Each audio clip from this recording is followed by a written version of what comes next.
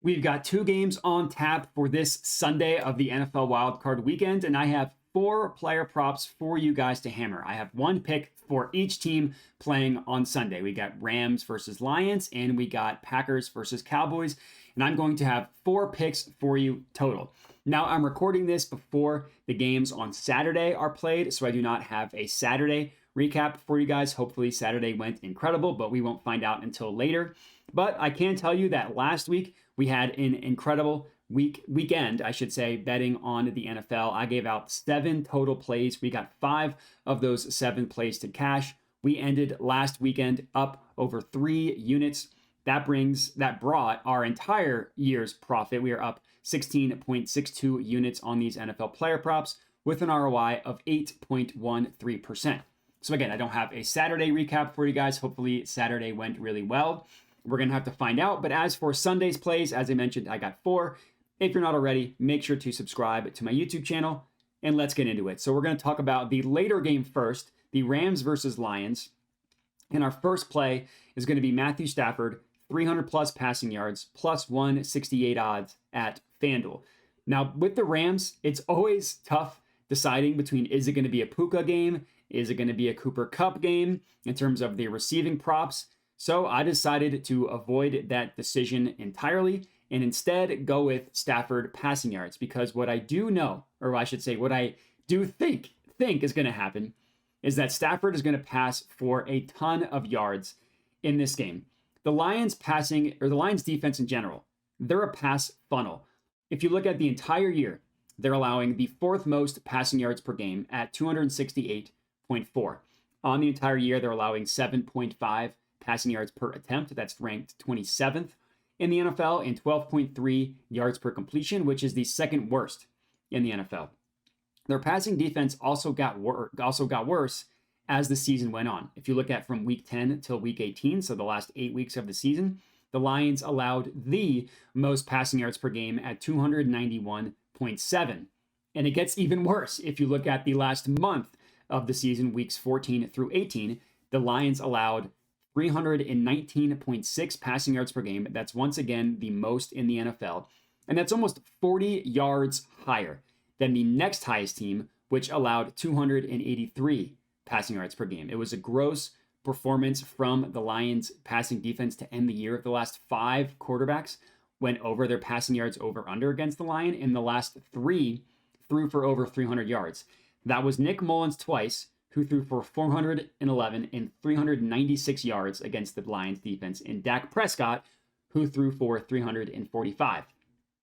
As I mentioned, they just get smoked through the air, which makes sense because that's how they play defense. They're a pass funnel. They don't give up anything on the ground, but they can be beat through the air. On the year, if you look at DVOA, advanced stats, they have the best rushing defense in the NFL, literally number 1, and the 16th ranked passing defense.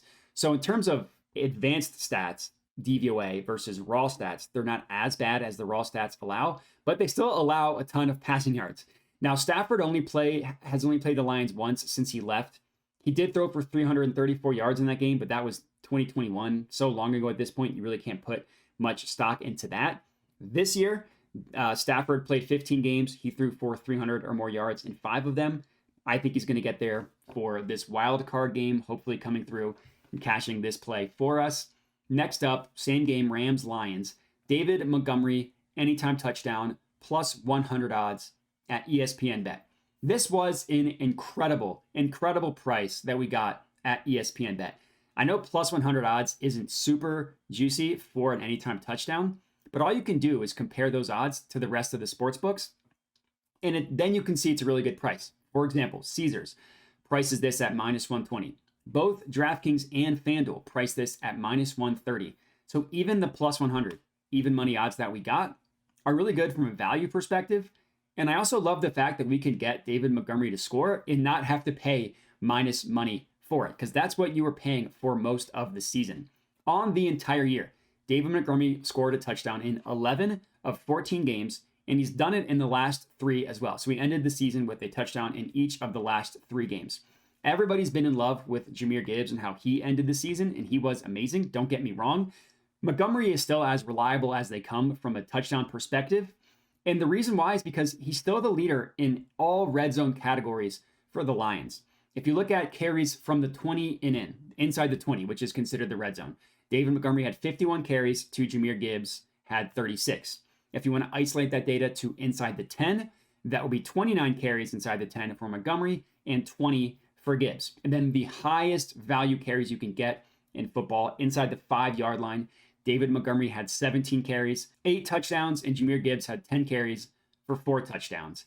And the Rams are a team that you can run on. They have the 20th ranked rushing defense in the NFL. So I think there are a lot of reasons to rely on a David Montgomery touchdown. Hopefully he gets through, cashes one for us.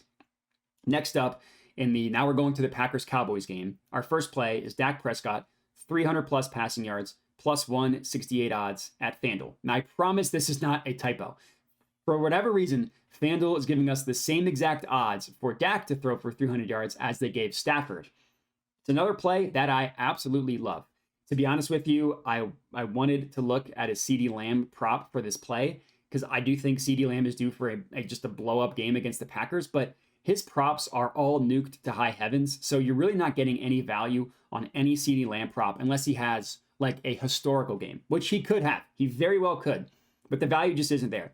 Instead, we're going back to the well with Dak Prescott and his passing yards. For those of you that tuned in on the entire year, you remember I was on Dak passing for about a month straight earlier in the year, and that was when Dak was on fire.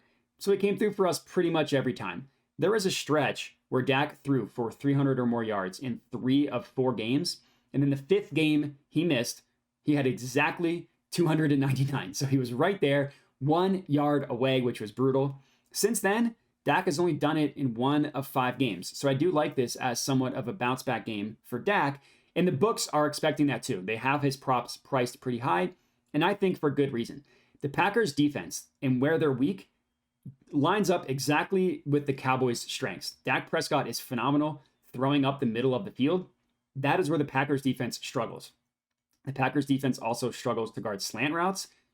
CeeDee Lamb can eat on slant routes. So I do think that there's a lot of reasons why Dak could have a good game. On the year, the Packers have the 26th ranked passing defense in the NFL. They've been torched by QBs in the past month or so. Baker went for 381 against them. Bryce Young also hung 300 on them. So in a playoff game, I like for Dak to have a good one.